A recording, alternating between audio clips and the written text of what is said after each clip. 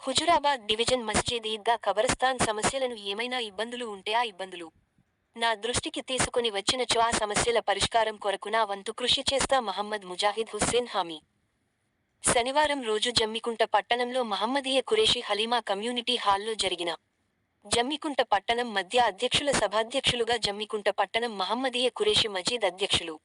మొహమ్మద్ జాకీర్ అధ్యక్షతన జరిగిన కార్యక్రమానికి ముఖ్య అతిథిగా హుజురాబాద్ జామి మస్జిద్ ఈద్గా ఖబరస్థాన్ మేనేజ్మెంట్ కమిటీ అధ్యక్షులు మొహమ్మద్ ముజాహిద్ హుస్సేన్ కార్యక్రమానికి హాజరైనప్పుడు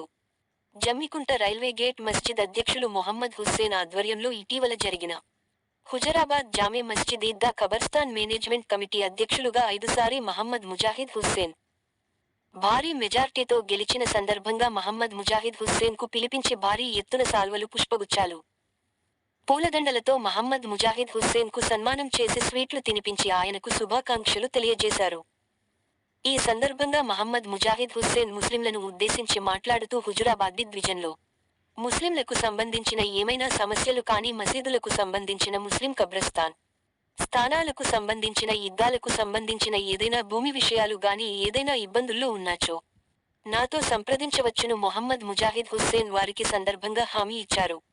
నాకు జమ్మికుంట పట్టణంలో పిలిపించి నాకు ఇంత భారీ ఎత్తున సన్మానం చేసినందుకు మీ అందరికీ నా యొక్క కృతజ్ఞతలు తెలియజేశారు.